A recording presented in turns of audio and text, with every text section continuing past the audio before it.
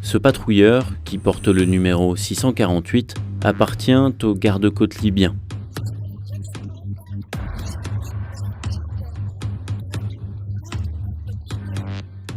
Ils tirent en direction d'une embarcation en bois où se trouvent 63 migrants.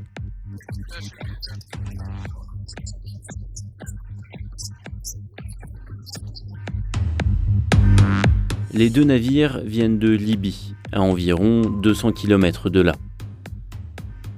Une heure plus tôt, un appel de détresse indiquait les coordonnées de l'embarcation et précisait que de nombreux enfants se trouvaient à bord.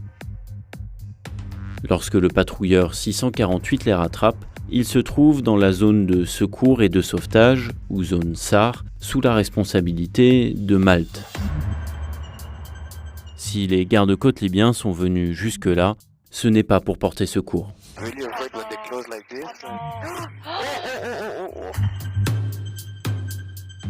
Pourquoi des gardes-côtes libyens s'attaquent-ils à des migrants au milieu de la Méditerranée, en zone SAR maltaise ? Pour répondre à cette question, nous avons analysé l'activité de différents avions et navires sur plusieurs années, vérifié des informations partagées par les ONG présentes en mer Méditerranée et consulté de nombreux documents officiels libyens et européens. Ces données montrent que la Libye viole le droit international et elles exposent comment l'Europe, en lui assurant un soutien financier et opérationnel, se rend complice de ces violations.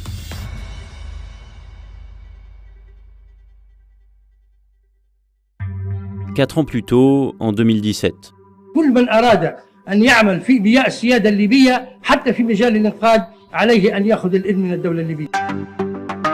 La Libye proclame unilatéralement la création de sa propre zone de recherche et de sauvetage, ou zone SAR. Un mois avant, la Commission européenne validait un programme de 42 millions d'euros pour soutenir le renforcement des frontières libyennes. Parmi ses principaux objectifs, on trouvait celui-ci. Aider les autorités libyennes concernées à définir et à déclarer une zone SAR libyenne, en accord avec les pays voisins et l'OMI, l'Organisation maritime internationale.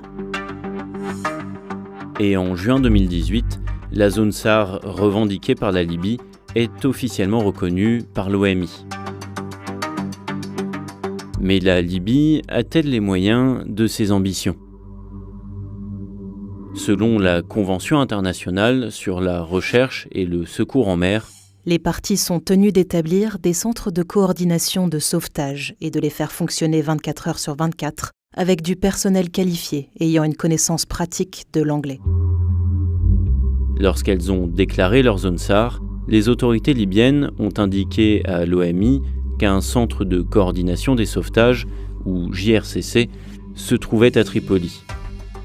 Plus précisément, en plein cœur de l'aéroport international de la capitale, ici.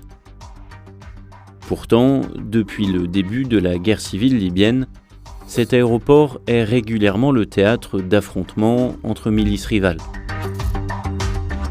Un lieu peu adapté à la coordination de recherche et de sauvetage en mer, 24 heures sur 24, 7 jours sur 7. We call them every time because we have to, but it's useless, to be honest.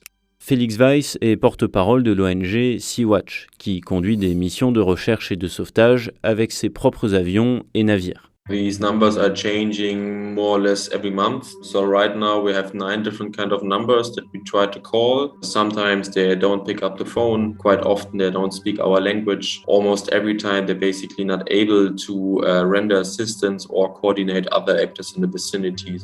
Ces défaillances des autorités libyennes peuvent avoir des conséquences tragiques, comme ce fut notamment le cas le 21 avril 2021. Ce jour-là, vers 8h GMT ou 10h en mer Méditerranée centrale, l'ONG Alarm Phone reçoit un appel de détresse à propos d'un bateau pneumatique et en informe le centre de coordination de Tripoli.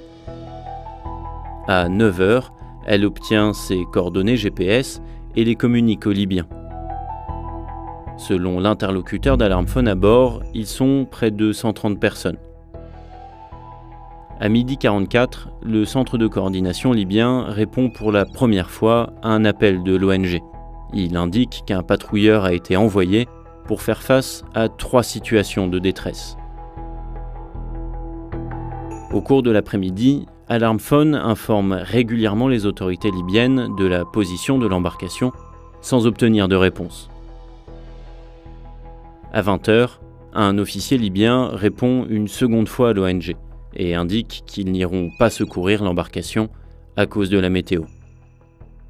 Conformément à la Convention internationale sur la recherche et le secours en mer, si les autorités libyennes n'interviennent pas, elles doivent au moins solliciter l'intervention des bateaux à proximité. Ce jour-là, elles ne le font pas et laissent les Italiens s'en charger. À 17h20, les gardes-côtes italiens demandent à plusieurs navires à proximité de se diriger vers l'embarcation en détresse. Puis, à minuit 30, alors que des navires sont en attente d'instruction depuis plusieurs heures, ce sont encore les Italiens, au nom des autorités libyennes, qui leur indiquent une stratégie de recherche. Le lendemain, à 10h, les navires découvrent les restes de l'embarcation et plusieurs corps sans vie. D'après le lieu de l'épave, les plus de 100 personnes censées être à bord sont vraisemblablement mortes à une centaine de kilomètres des côtes libyennes. Dans d'autres situations, les gardes-côtes libyens se montrent plus entreprenants. C'est ce qui s'est passé le 30 juin 2021 en zone SAR maltaise, lorsque les marins du patrouilleur 648 ont tiré sur une embarcation qui refusait de s'arrêter. Et ce n'est ni un cas isolé, ni une nouveauté. Le 6 novembre 2017, le même patrouilleur s'oppose à l'ONG Sea-Watch et à la marine italienne en plein sauvetage et accélère alors qu'un homme est suspendu sur le côté de sa coque.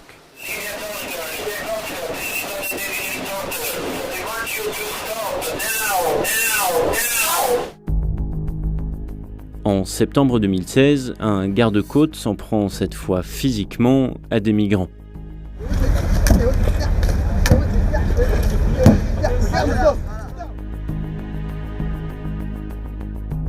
Entre janvier 2017 et septembre 2021, les gardes-côtes libyens ont rapatrié plus de 70 000 migrants en Libye.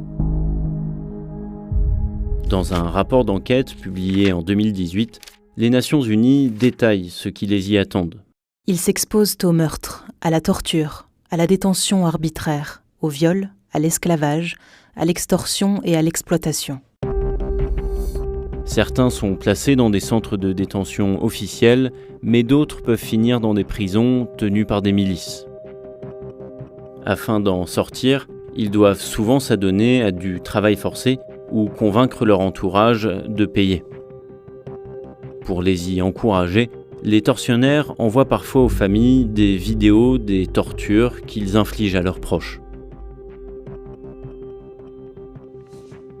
Parmi elles, leur renverser de l'eau bouillante sur le corps, leur infliger des décharges électriques, des coups de couteau, leur arracher les ongles, les marquer au fer rouge ou leur tirer dans les jambes. Une fois sortis de prison, la plupart travaillent dans des conditions difficiles pour financer une nouvelle traversée. Et en cas d'échec, le processus recommence. Si cet engrenage est si puissant, c'est aussi parce que les gardes-côtes libyens eux-mêmes sont mêlés à ces crimes. C'est le cas d'Abdulrahman Milad, surnommé Al-Bidja, qui dirige une unité des gardes-côtes. C'est lui qu'on voyait en septembre 2016 en train de frapper des migrants. 6 mois plus tard, en Sicile, il participait à des discussions avec des membres du gouvernement italien afin d'évoquer la collaboration entre les deux pays. En 2018, les Nations Unies l'accusent d'être responsable de réseaux de traite de personnes et coupable de violences et de torture. En octobre 2020, il est arrêté à la demande du procureur de Tripoli.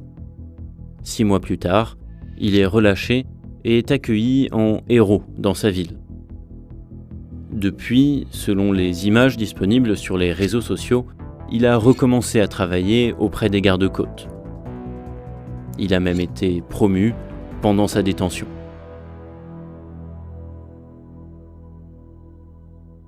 Si les institutions européennes dénoncent ces crimes, elles les ont pourtant facilités.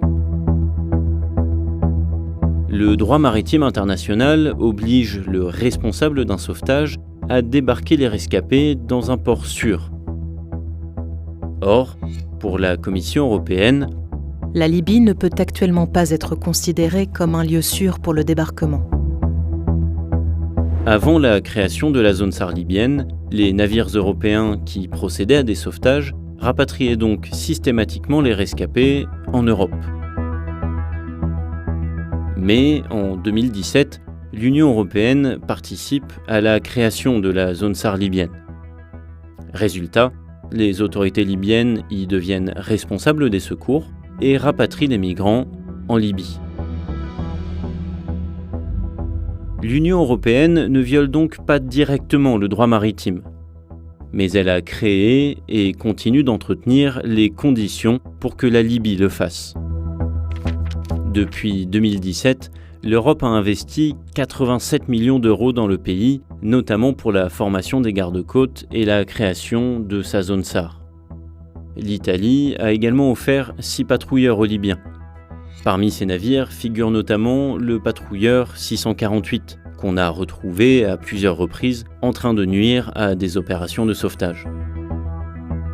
Toutefois, la Libye ne possède aucun moyen aérien pour surveiller la mer ou coordonner des secours. À défaut, elle peut compter sur ceux de l'Agence européenne de garde-frontières, Frontex. Depuis 2017, celle-ci met à disposition des États membres un dispositif de surveillance aérienne. Officiellement, il permet de lutter contre les trafics en tout genre. Toutefois, des journalistes et des ONG l'accusent d'aider les gardes-côtes libyens à détecter et à intercepter les migrants. Le but supposé, réduire le nombre d'arrivées en Europe. L'agence s'en défend, mais ces opérations sèment le doute. Sollicité par Le Monde, Frontex refuse de communiquer les données de vol de ces appareils. Mais les signaux radio qu'ils émettent sont collectés par la plateforme collaborative ADSB Exchange, qui a accepté de nous les fournir. Nous avons ainsi pu reconstituer et analyser les trajectoires de vol du drone de Frontex, actif depuis juin 2021 et basé à Malte. S'il découvre une embarcation en détresse dans cette zone ou dans celle-ci, l'agence doit respectivement alerter le Centre de coordination des secours de Rome ou de Malte, qui rapatrieront vraisemblablement les rescapés en Europe. Mais s'il détecte une embarcation dans cette région, c'est le centre de Tripoli qui est contacté, et les rescapés sont ramenés en Libye.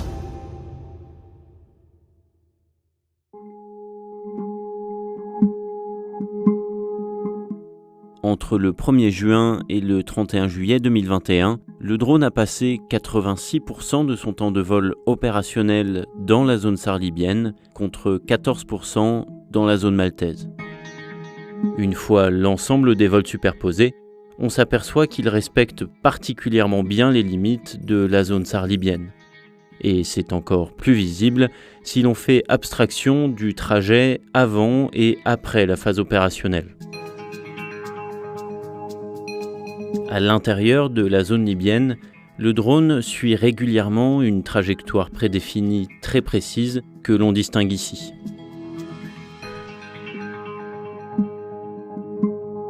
Sollicité, Frontex n'a pas souhaité commenter ces chiffres, mais précise que les plans de vol dépendent de l'analyse des risques et des renseignements concernant les activités illégales en cours dirigées vers les frontières européennes.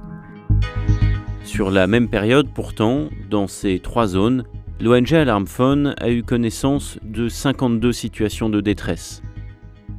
Parmi elles, seulement 52% se trouvaient dans la zone SAR libyenne et 48% en zone maltaise et italienne.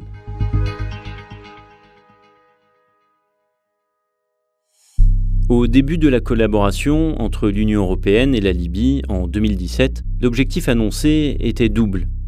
Améliorer la capacité des Libyens à contrôler leurs frontières et assurer des sauvetages vitaux en mer.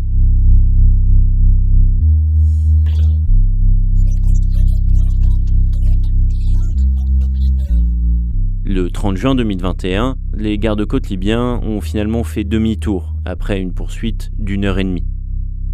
Les 63 migrants à bord sont parvenus à atteindre l'Italie sains et saufs. Mais c'est loin d'être toujours le cas.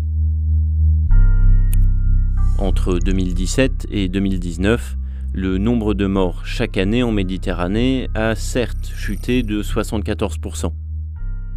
Mais dans le même temps, le nombre de tentatives de traversée a lui diminué de 82%.